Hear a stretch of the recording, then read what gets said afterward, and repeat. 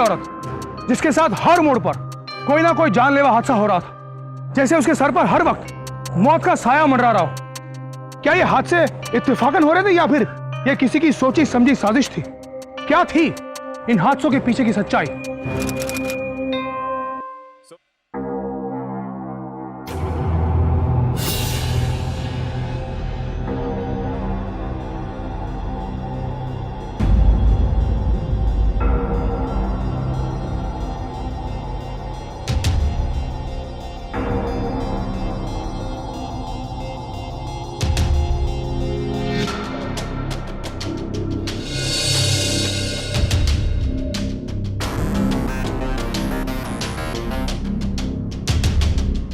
क्या बात है अमन जी, आज आपकी क्लास नहीं है? है ना, दोपहर में। कुछ चाहिए था? आप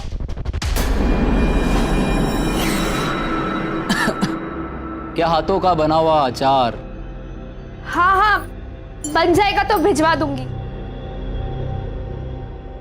अरे आप अभी तक गए नहीं? नोटपैड भूल गए, वही लेने आए। हाँ हाँ, मैं अभी लेके आती हूँ।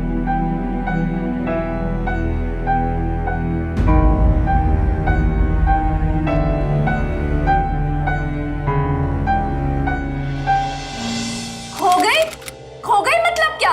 ऐसे कैसे खो गई? अनीता, तुमसे एक चाबी नहीं संभाली जा सकती? वो मैम साहब। चलो जाओ, सब्जियां काटो, मेरा भाई आ रहा है, हॉस्टल से खाना बनाना है उसके लिए। चलो।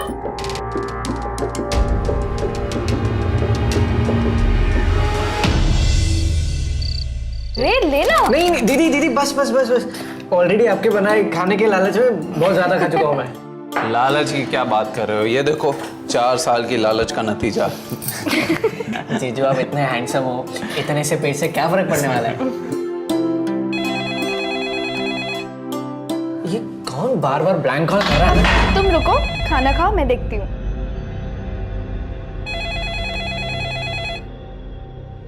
हेलो।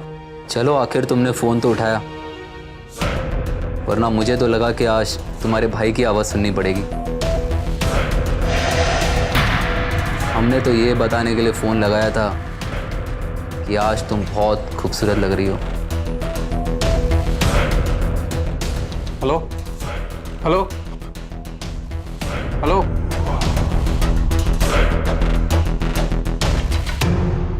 हमारे समाज में महिलाओं के साथ अक्सर ऐसा दुर्व्यवहार किया जाता है। कदम कदम पर महिलाओं को ऐसी चुनौतियों का सामना करना पड़ता है। सोहिनी के साथ भी उसका पड़ोसी अमन उस पर अपने नापाक इरादे थोपना चाहता था, मगर इस मामले को कुछ हद तक सोहिनी ने भी बढ़ावा दिया, अपने पति विक्रम से बात ना करके।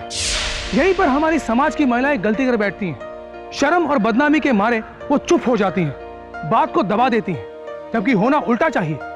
अगर कोई मर्द किसी भी महिला के साथ छेड़खानी, बदतमीजी या ओछी हरकत करता है तो महिला को शर्मिंदा होने की जरूरत नहीं है, क्योंकि गलत काम आप नहीं दूसरा कर रहा है। और ऐसे हालात में हर महिला को आवाज उठानी चाहिए और इंसाफ के लिए लड़ना चाहिए। तुम अंदर कैसे आए? आपकी काम वाली ने दरवाजा खुला रखा था।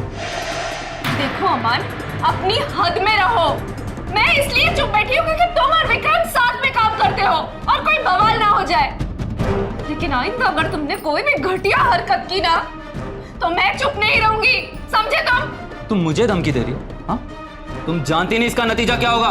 धमकी नहीं, चेतावनी दे रही हूँ। चलो निकलो यहाँ से।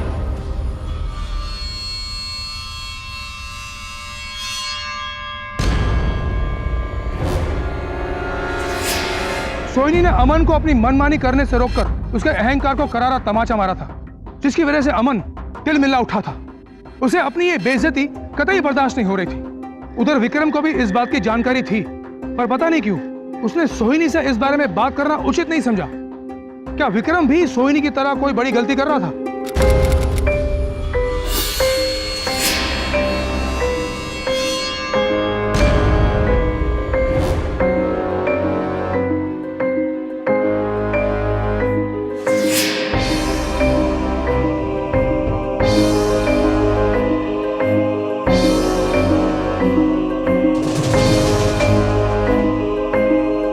जो भी नोट्स मैंने तुम्हें दिए हैं वो सब अच्छी तरह से देख लेना। और नोट्स के अलावा भी एक और किताब है जो बहुत इंपॉर्टेंट है, मेरे पास घर में रखी है, मैं अभी भिजवा देता हूँ। चलो जी। Okay sir. ये दीदी भी ना हमेशा दरवाजा बंद करना भूल जाती है। तुम बैठो, मैं सर आता हूँ कुछ। सोहिनी, सोहिनी कहाँ हो? दीदी ये क्या हो गया आपको? जीजू, जीजू देखो ना क्या हो गया दीदी को। दीदी प्लीज उठो। दीदी ये क्या हो गया आपको? अरे क्या हो गया?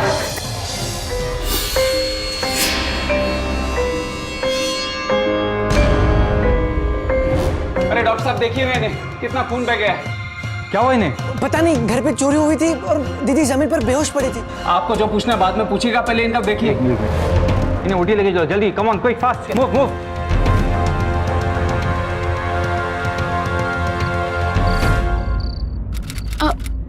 पता ही नहीं चला, कुछ जोर से मेरे सर पे आके लगा और फिर याद नहीं। सोहिनी, वो पुलिस आई है। अगर तुम्हें लगता है कि तुम बयान दे पाओगी तो दे दो, वरना बाद में भी दे सकती हो। पुलिस? हाँ, हॉस्पिटल के रूल्स हैं, इसलिए मैंने पुलिस को इन्फॉर्म कर दिया। और वैसे भी आप लोगों ने कहा कि चोरी भी हुई है, इसलिए मैंने समझा कि यह भी ज़रूरी होगा। लेकिन दीदी इस हालत में स्टेटमेंट कैसे देगी? उनसे कहिए कि बाद में आए। नहीं, मैं बयान देने के लिए तैयार हूँ, आप उन्हें अंदर बुला लीजिए। ओके।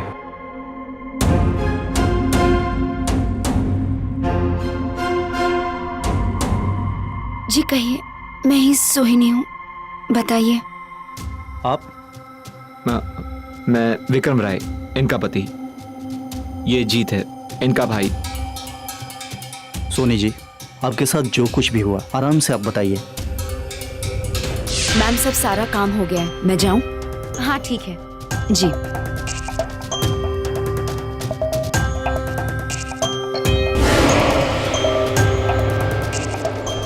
उसके बाद कुछ याद नहीं। ये चोट कैसी है? ताजी तो नहीं लगती? हाँ, कुछ दिन पहले एक गाड़ी से एक्सीडेंट होते होते बचा। पता नहीं आजकल मेरे साथ क्या हो रहा है। क्या मतलब? हाँ मतलब कुछ नहीं, घर आ रही थी, एक्सीडेंट होते होते बच गई। और कुछ? हाँ, इस एक्सीडेंट से पहले भी 2 बार मेरे साथ एक्सीडेंट होते होते बचा है। मुझे बताने में थोड़ा अजीब लगा, इसलिए मैंने सोचा कि जाने दो। क्या अजीब लग रहा था? एक्चुअली एक बार मंदिर की सीढ़ियां उतर रही थी और तेल होने के कारण फिसलते हुए बची। और एक बार मैं कंस्ट्रक्शन साइट से गुजर रही थी।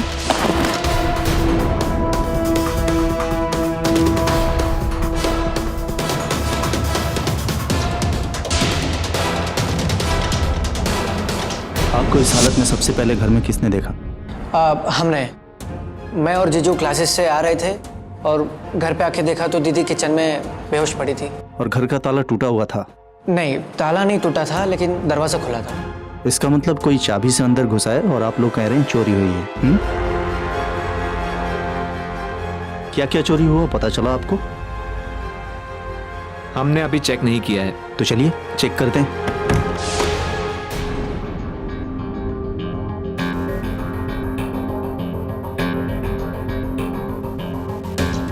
इंस्पेक्टर झा और उनकी टीम ने विक्रम के घर की गहन तलाशी ली और सिर्फ अलमारी में रखी सेफ से पैसे और गहनों की चोरी हुई थी।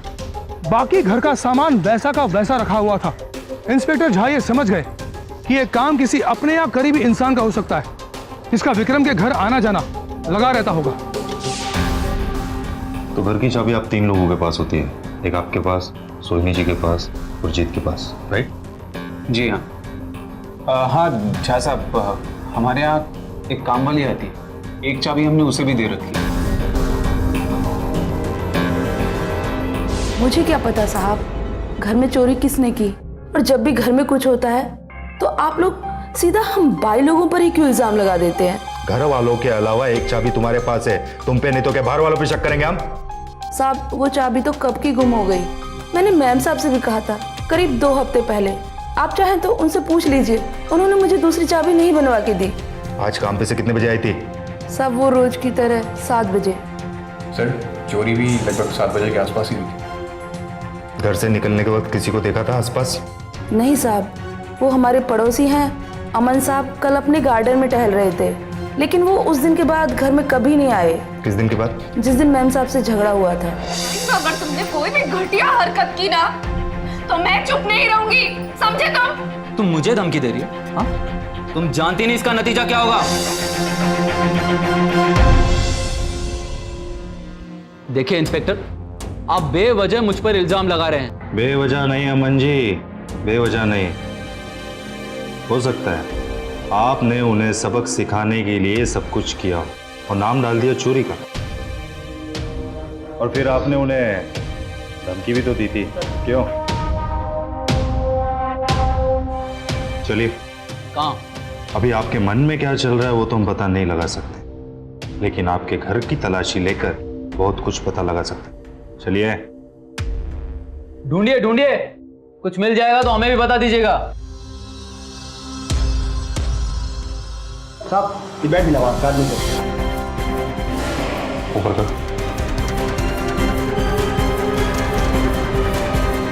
अब इसके बारे में क्या कहना है आपका? हमें क्या पता किसकी है ये और कहां से आई है। चुप। इस खून को सोहिनी जी के खून से मैच करो। लेकिन मेरी बात तो सुनिए आप। अरे इंस्पेक्टर साहब, मेरी बात तो सुनिए, आप ऐसा नहीं कर सकते।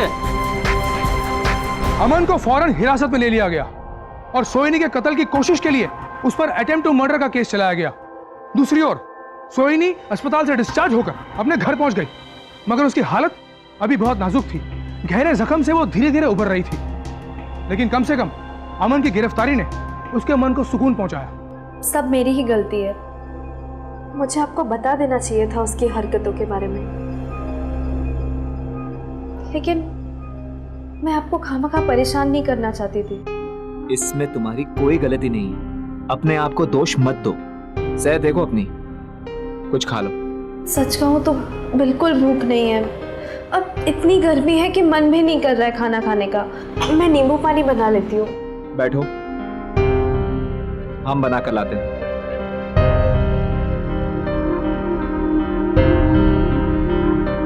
अरे वो वहां पे नहीं है। मिल गया मुझे।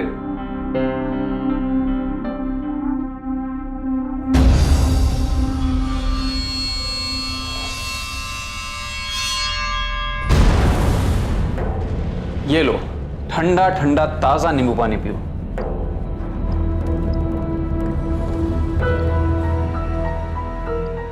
क्या हुआ? कुछ नहीं, चोट लगने की वजह से दिमाग काम नहीं कर रहा है। दिमाग पे जोर डालने की जरूरत है भी नहीं। तुम ये नींबू पानी पियो, अंदर जाओ और आराम से लेट जाओ।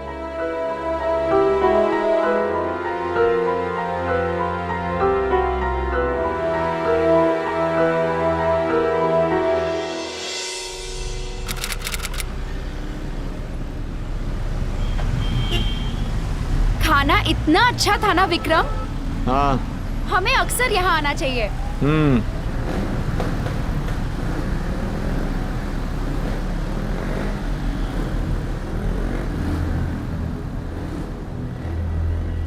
क्या हो गया?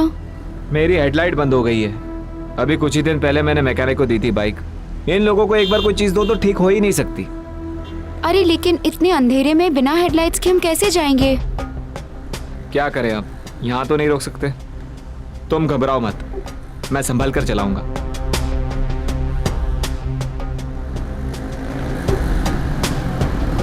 अरे संभाल के।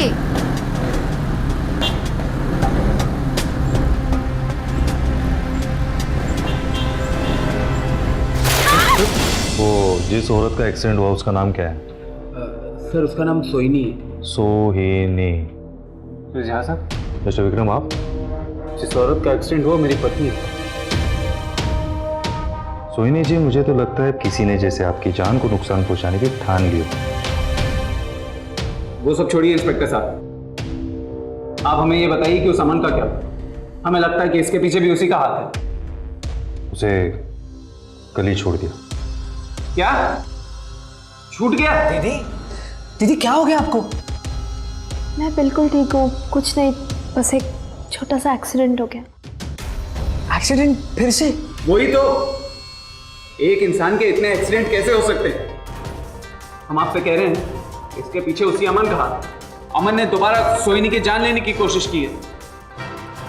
जीजू अमन तो जेल में है। छूट गया। देखिए मिस्टर विक्रम, उस बेड के सिवा और कोई सबूत नहीं था, वो भी इत्तेफाक था। जब ये हादसा हुआ था वो अमेरिका में अपनी बहन के साथ वीडियो चैट कर रहा था। उसने कहा और आपने मान लिया। कीमत तो मेरी पत्नी को चुकानी पड़ी ना। वहां आपने उसे छोड़ा नहीं कि वो शुरू हो गया। वैसे भी मिस्टर विक्रम, अमन इस वक्त शहर में है ही नहीं, वो बेंगलोर में है। ये भी तो हो सकता है ये काम उसने किसी और से करवाया हो। आप जो कह रहे हैं वो मुमकिन हो सकता है और नहीं भी। आप सीधे सीधे ये क्यों नहीं कहते कि आप कुछ कर नहीं सकते? देखिए आप लोग प्लीज़ बाहर जाइए, मुझे अकेले रहना है। मेरा सर फटा जा रहा है दर्द से, मुझे अकेला छोड़ दीजिए, मुझे आराम की ज़रूरत है। अब जी तुम रुको ना, मुझे तुमसे कुछ बात करनी है। सोनी हम रुकते हैं ना, अगर कुछ ज़रूरत हो तो। नहीं आप घर जाइए, आप आराम कीजिए। जीत है ना मेरी देखभाल के लिए।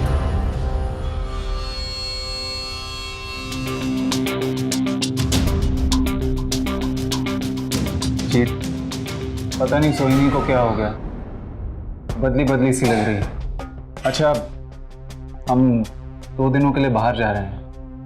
वो मेडिकल कॉन्फ्रेंस है ना दिल्ली में, बताया था तुम्हें उसके बारे में। उसी से आज रात को ही निकलना होगा। हमें प्रॉमिस करो कि अपनी दीदी का पूरा ख्याल रखो। आई प्रॉमिस जीजू, प्रॉमिस।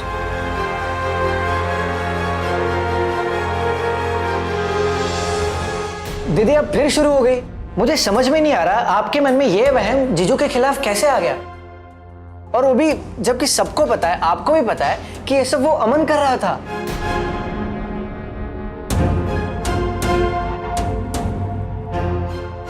हाँ ठीक है, मैं तुझसे बहस नहीं करना चाहती हूँ इस बारे में। मैं बहुत थक गई हूँ, मैं जाके सोऊं। ठीक है दीदी, मैं भी निकलता हूँ, लेकिन आप अपना ख्याल रखना।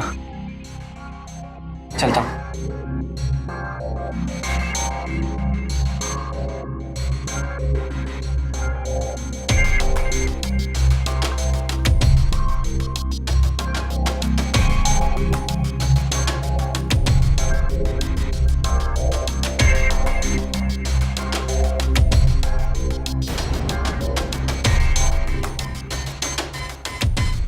हेलो, हाँ मैं इंस्पेक्टर झा से बात कर सकती हूँ?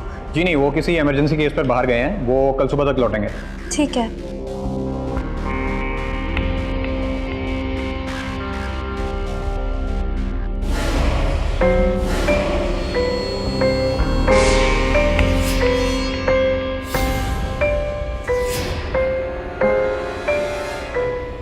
मुझे क्यों मारना चाहते हो?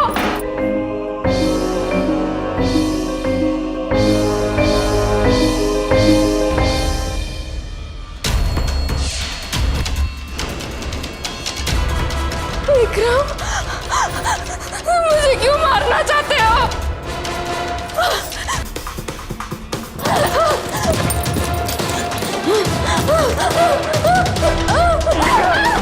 मेरे और अमन के बीच कुछ नहीं है विक्रम, मैंने तुम्हें कोई धोखा नहीं दिया। मुझ पे भरोसा करो विक्रम, मैंने कुछ नहीं किया है। तुम पर भरोसा है हमें। तुम्हारी जान उसकी वजह से नहीं गई, तुम्हारी जान गई है हमारी वजह से।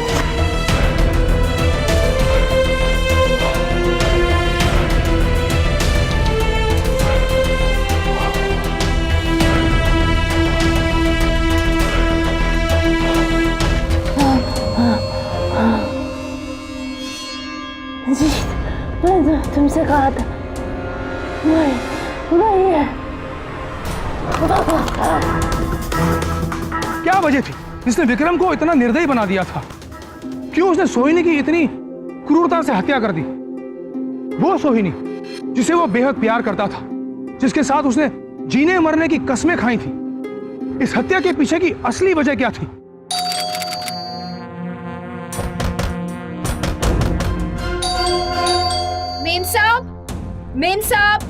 मेम साहब दरवाजा खोलो। अरे क्या हुआ?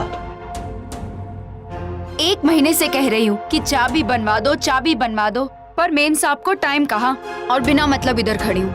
मेरे पास चाबी है। ये सब क्यों ऐसे बिखरा हुआ है? दीदी, दीदी, दीदी, दीदी, दीदी, दीदी।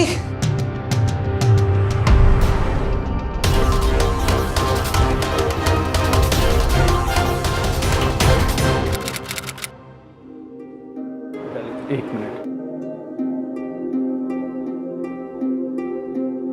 क्या साहब?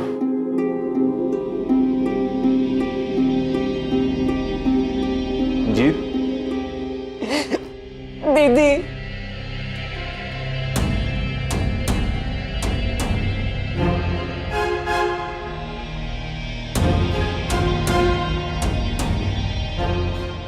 सोहिनी, मेरी सोहिनी कहाँ है? हम उसे देखना चाहते।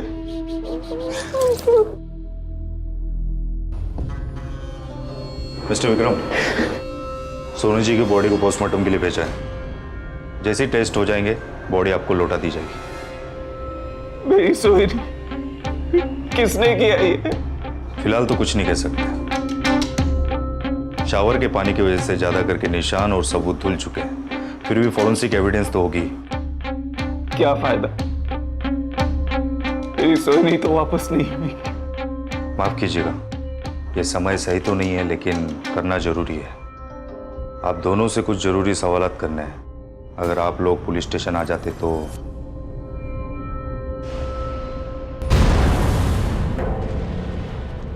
कल रात आप दिल्ली में थे? हाँ, एक कॉन्फ्रेंस के लिए गया था वहां पर जब जीत का फोन आया। सोहिनी जी की लाश सुबह 7 बजे के करीब तुम्हें मिली और आप अब शाम के 5 बज रहे हैं। आप इतनी देर बाद आए। क्या मतलब? मतलब ये कि दिल्ली से पहली फ्लाइट दोपहर 12:30 बजे की है और इन्हें अपनी बीवी की खबर मिलते ही उसी फ्लाइट से यहाँ आ जाना चाहिए था। हाँ, वो मैंने जीजू को कॉल किया था लेकिन उनका फोन लग नहीं रहा।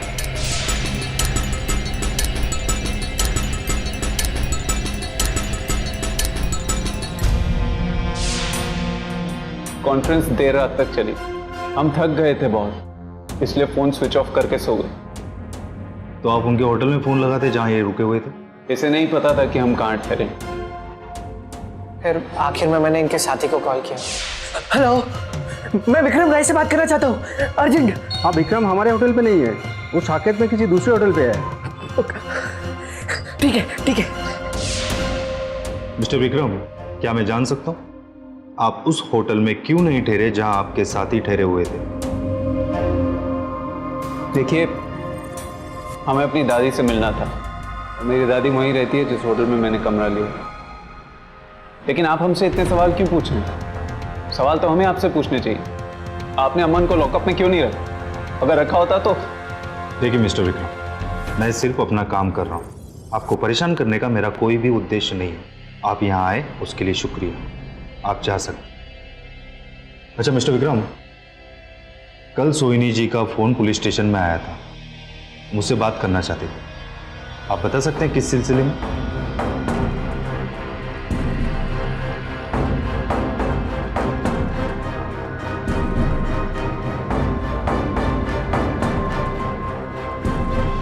आप बताएंगे आपने मुझे यहाँ अकेले क्यों बुलाया? ऐसा क्या है जो आप जीजू से छुपाना चाहते हैं? ये तुम्हारी दीदी का हैंडसेट है जिससे हमें ऑडियो क्लिप्स मिली हैं, जो हमने हमारे लैपटॉप में स्टोर किया है। पहले इसको देखो, उसके बाद तुम्हें जो पूछना है वो पूछो।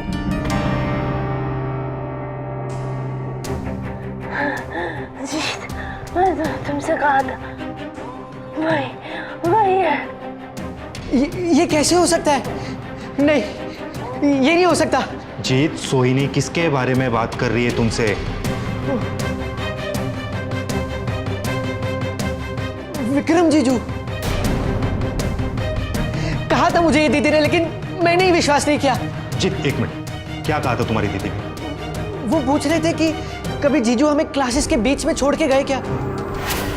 मैंने हाँ भी कहा था, पर फिर भी मैं नहीं समझ पाया। लेकिन सोहिनी जी को अगर विक्रम पर शक था और ये बात तुम्हें पता थी तो तुमने हमें बताई क्यों नहीं? तभी कल रात पुलिस स्टेशन सोहिनी जी फोन कर रही थी और मैं इमरजेंसी केस से बाहर गया हुआ था। वो हमें तो लग रहा था ये सब वो अमन कर रहा है। नहीं नहीं नहीं, अगर अमन असली गुनहगार होता तो इतने आसानी से हमारे हाथ नहीं लगता।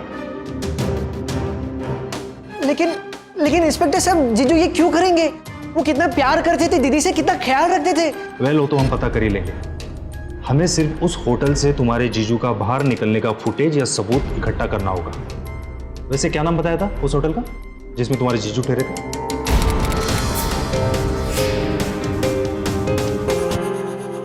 जी जनाब, हमारे पास उस होटल की फुटेज है जहां मिस्टर विक्रम ठहरे हुए थे। दिखाओ, चालू करो।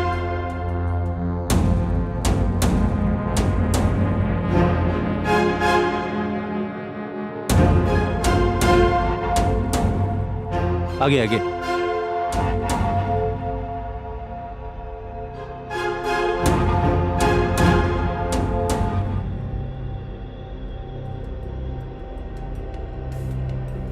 आगे आगे।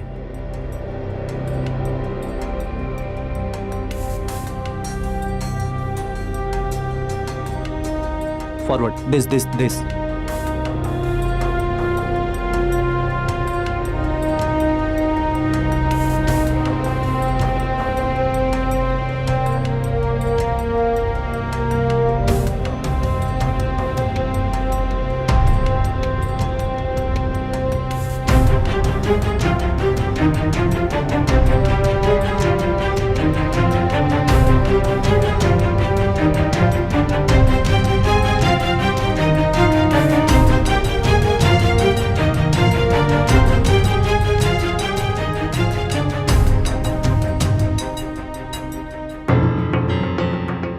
तो ये 7 बजे निकला है यहाँ से।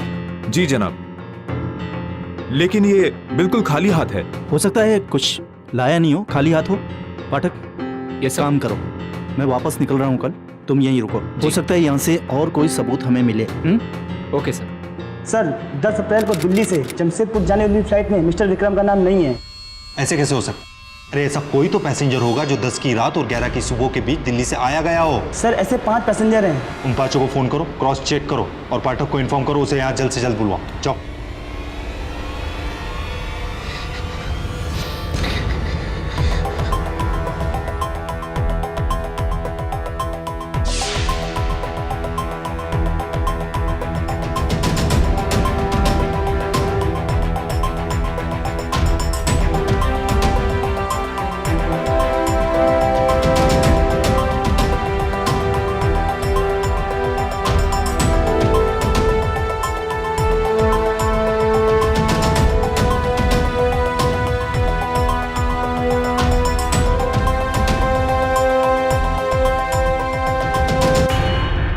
पांचों को चेक कर लिया सर, सिवाय इस एक के, सुरेश विजयन। कांटेक्ट करने पर कहता है कि ID card, mobile phone, licence सब चोरी हो गया। 2 महीने से हॉस्पिटल में है सर, कहीं आने जाने का चांस ही नहीं। कौन से हॉस्पिटल में एडमिट है? ये मेडिकल इंस्टीट्यूट हॉस्पिटल सर, वहीं जहाँ सोहिनी को एडमिट किया गया था। अब समझ में आ रहा है इसका वॉलेट किसने चुराया है।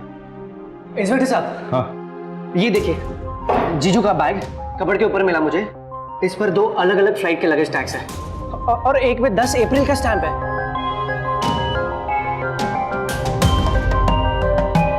लेकिन अब क्या? बस अब ये कि उस होटल से सीसीटीवी फुटेज आने का इंतजार है, थोड़ी देर में आती होगी।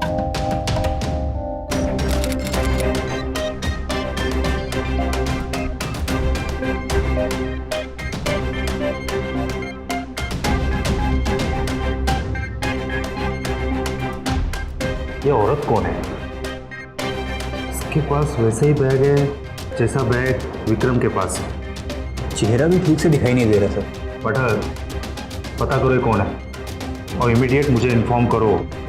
और विक्रम के सारे फोन रिकॉर्ड्स निकलवाओ 1 घंटे के अंदर, समझ गए? Yes sir. हाँ। विक्रम राय अपने घर पर भी नहीं। एक काम करो, सब जगह नाकाबंदी करो। Okay sir. इंस्पेक्टर झा और उनकी टीम फौरन सोहिनी के घर पहुंचे, मगर विक्रम तब तक फरार हो चुका था। सर ये विक्रम के मोबाइल फोन रिकॉर्ड्स है। इस नंबर से 12 फोन आया और किया है। सर ये दिल्ली का नंबर है, किसी रंजना शर्मा का। रंजना शर्मा?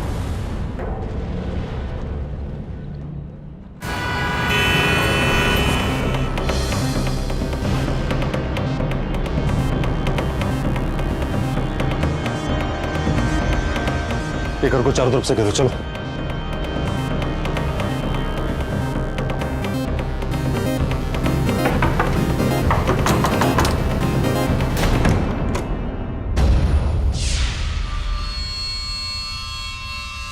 ओरा, पकड़ो उसे।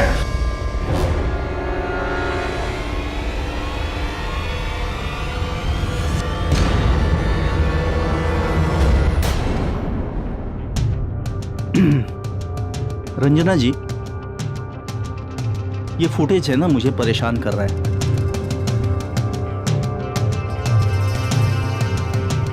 ये बैग जिस पे टैग है, ये सबूत है। कत्ल वाली रात ये बैग दिल्ली से सोहिनी जी के घर तक आया और इस फुटेज के मुताबिक ये बैग आप लेके निकल रही हैं।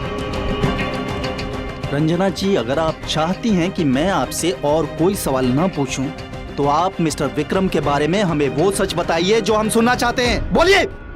दरअसल मैं और विक्रम अच्छे दोस्त होने के साथ साथ हमारे बीच एक रिश्ता भी था, जिसकी हमने सारी हदें पार कर ली थी। विक्रम हमेशा के लिए दिल्ली आना चाहते थे और मेरे साथ रहना चाहते थे। इसीलिए तुमने उससे कहा कि अपनी पत्नी को मार दो? नहीं नहीं, मैंने ऐसा नहीं कहा। मैंने सिर्फ उसे डाइवोर्स लेने के लिए कहा था, पर उसने ऐसा नहीं किया। शायद उसे लगता था कि वो लोग जो उसे प्यार करते हैं, कि स्टूडेंट्स और उसके कलीग्स, अगर वो ऐसा करेगा तो पता नहीं वो क्या सोचेंगे। कत्ल वाली रात क्या हुआ? उस दिन मुझे उसने ये बैग लेकर एक होटल में मिलने के लिए कहा, लेकिन मुझे क्या पता था कि वो अपनी बीवी को मारने का प्लान बना रहा है। मुझे उसका साथ देना ही नहीं चाहिए था। क्या है ये सर? हाँ, क्या साबित क्या करना चाहते हैं आप लोग? मुझे कुछ साबित नहीं करना है। रंजना अपना गुनाह कबूल कर चुकी है और वो अपनी जान बचाने के लिए तेरे खिलाफ गवाही देने के लिए तैयार है। अमन को कैसे फंसाया? बोल।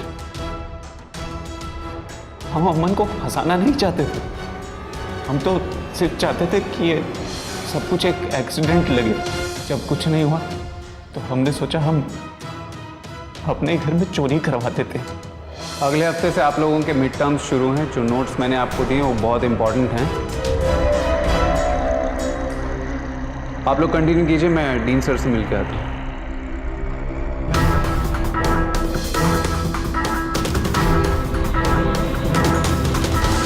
लेकिन पता नहीं कैसे आप लोगों को पता चल गया कि सोहिनी को किसी अपने ने ही मारा। उस समय मुझे पता चला कि हमारी काम वाली ने अमन का जिक्र किया, तो हमने सोचा क्यों ना इस बात का फायदा उठाकर अमन को ही फंसा दे।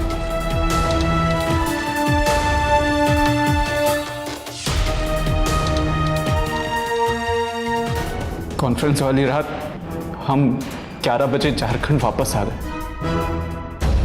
और अगले दिन सुबह पहली फ्लाइट से दिल्ली वापस चले गए।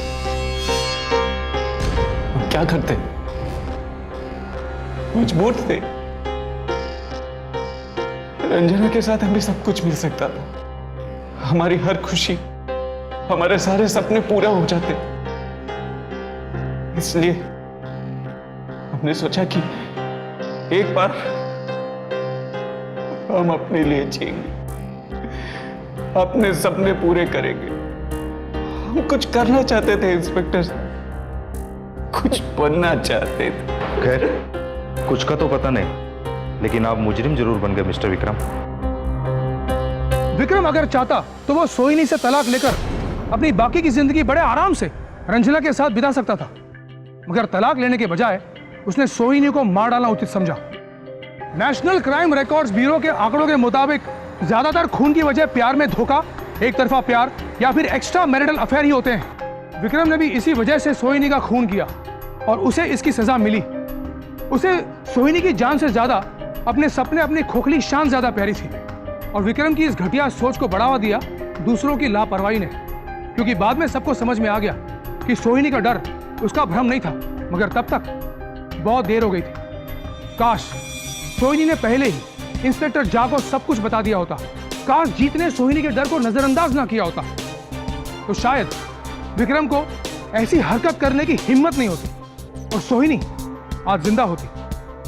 अब मैं अमर उपाध्याय आपसे इजाजत चाहता हूं। कल फिर मिलेंगे जुर्म से जंग की ऐसी ही एक नई बेमिसाल कहानी के साथ। तब तक सावधान इंडिया, 100 फाइट बैक्स। तो सावधान